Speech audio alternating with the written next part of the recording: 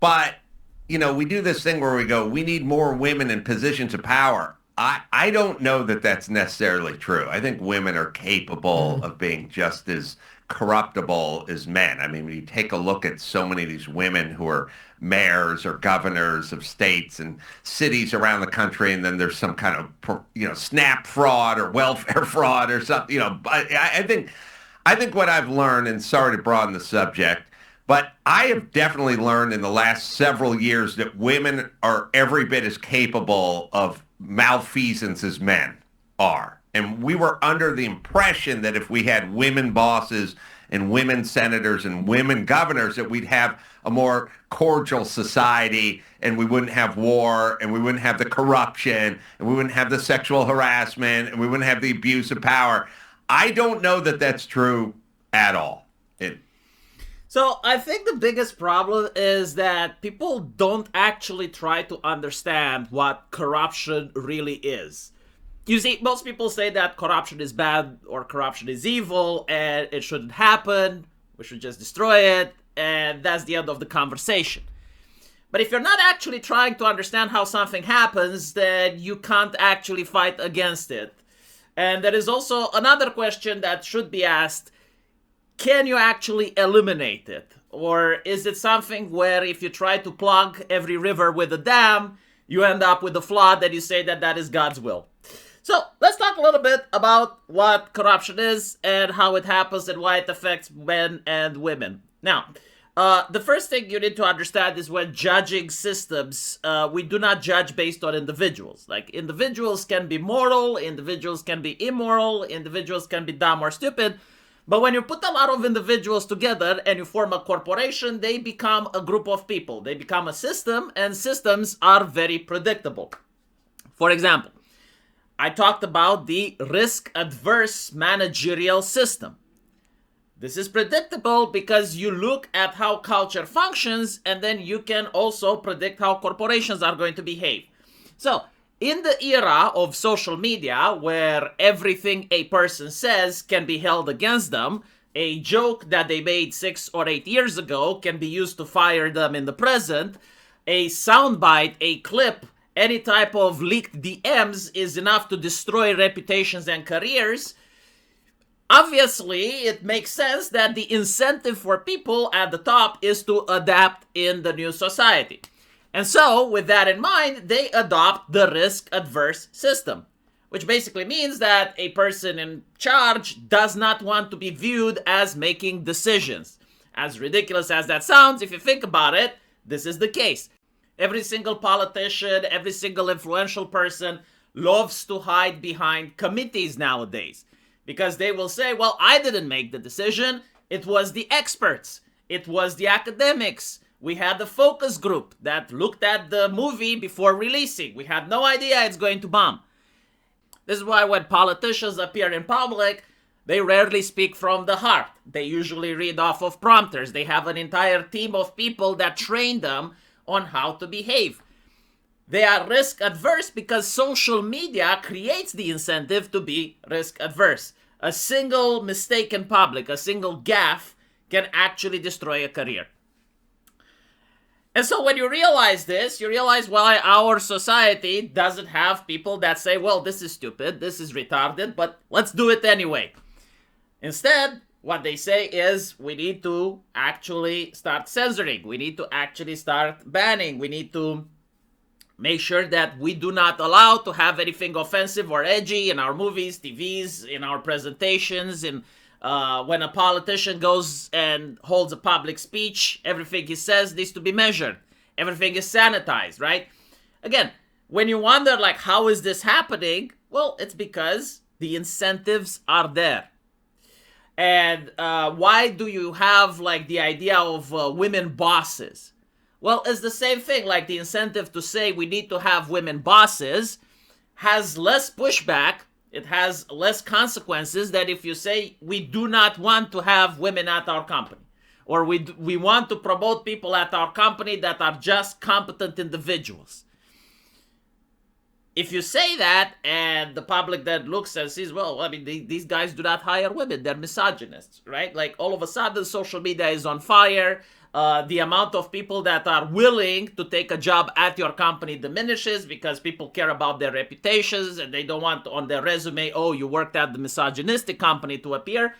Everything is connected in a system. There are no people as a shadowy cabal at a table trying to impose these things. Like, these things just happen naturally, specifically due to what the system rewards versus what the system doesn't reward, regardless of morality.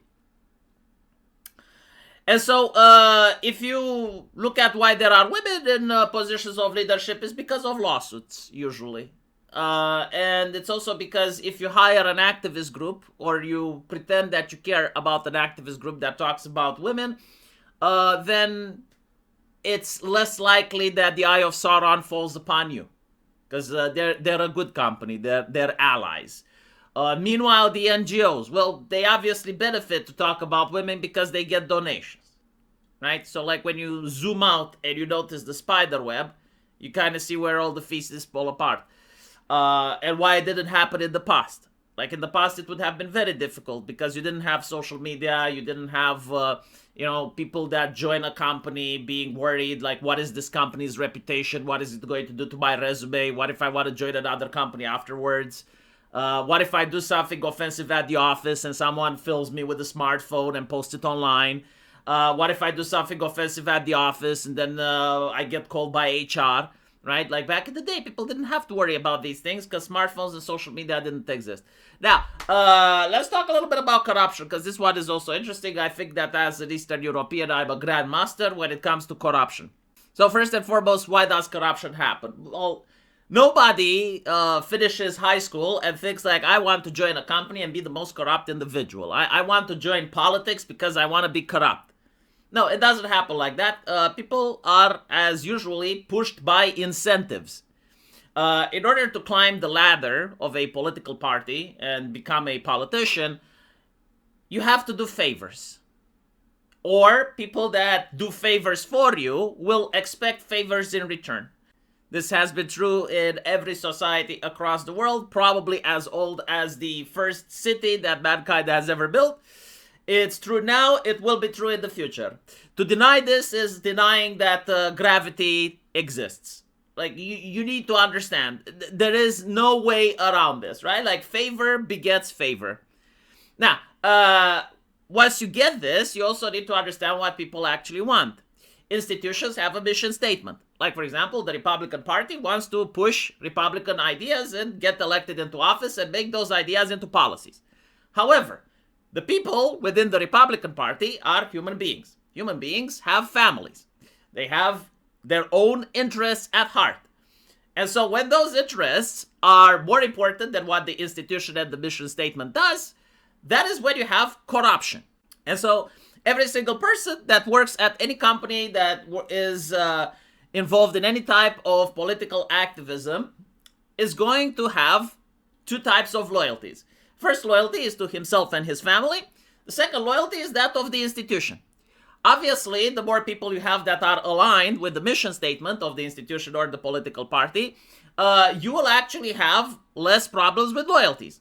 Because if you have an employee that is paid well and he only goes for 8 hours a day to sit at the office, well, it actually aligns with what he wants for his family, right? Like, he actually gets to bring money at home. He actually gets to spend time with his kids. He is less likely to be corrupt. He is less likely to try to embezzle the company. He is less likely to try to do anything that would jeopardize his position at that company. Meanwhile, if you have an employee that's mistreated and he doesn't earn much, then he's going to try to grift. He's going to try to use his corporate position in order to get certain advantages if he can.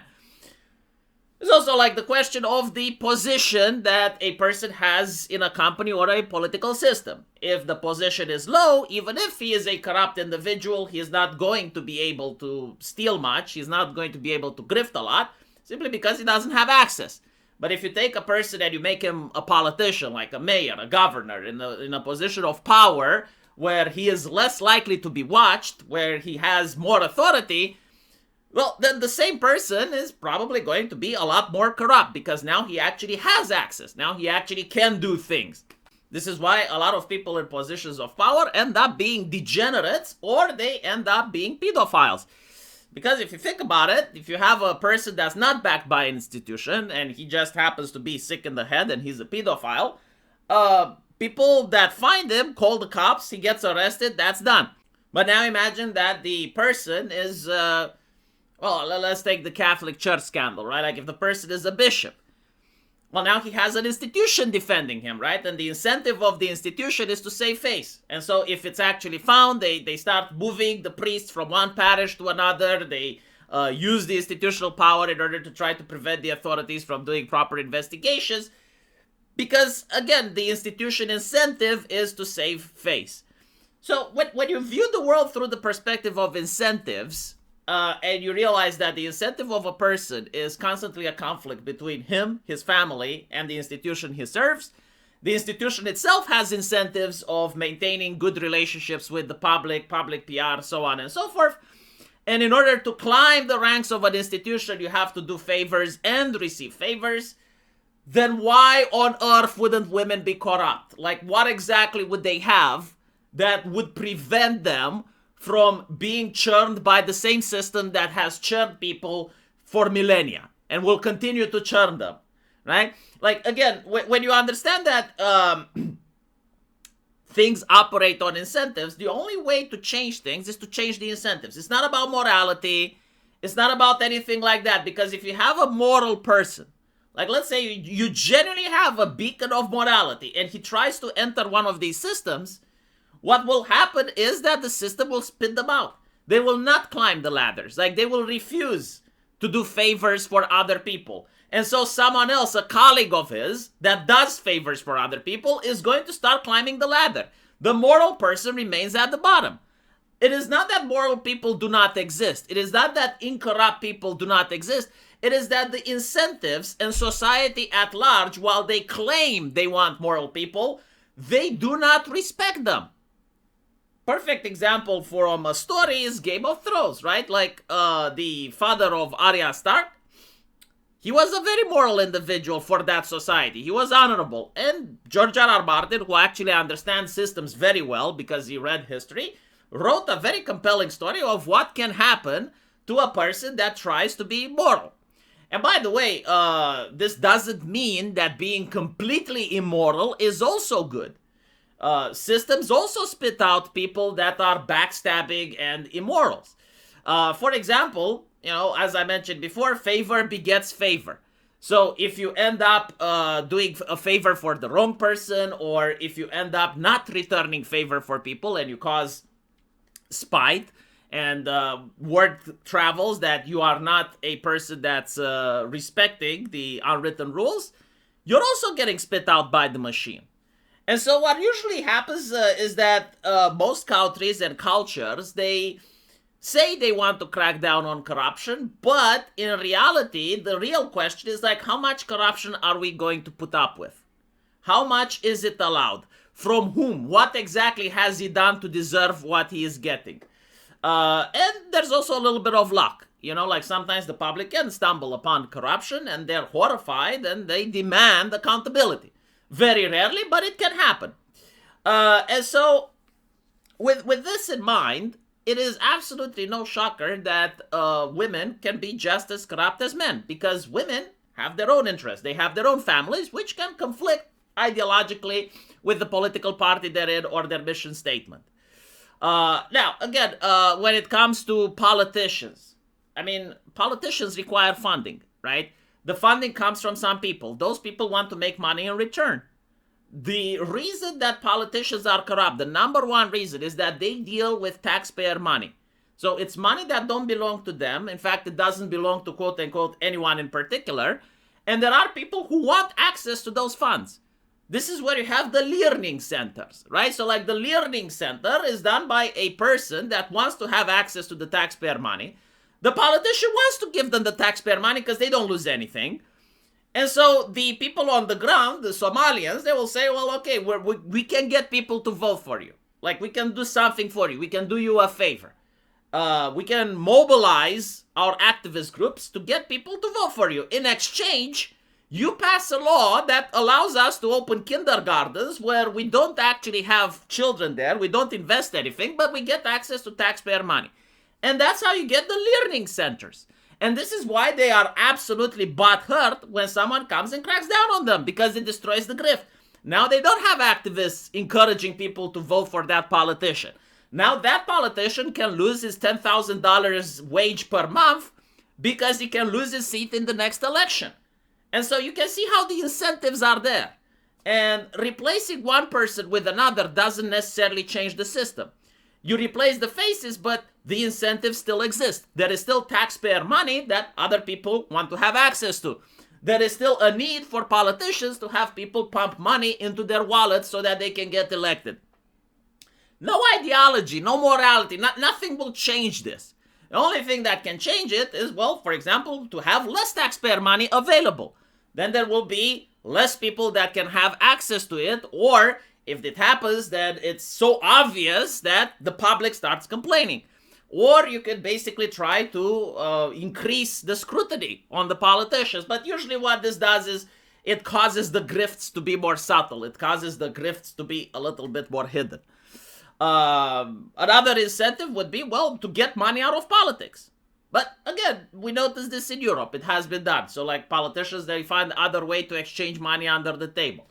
And so the only viable solution, in my opinion, is to, well, allow some grift, but not a lot of grift, you know? So let me know what you guys think. And as usual, I will see you in the comment section. Take care.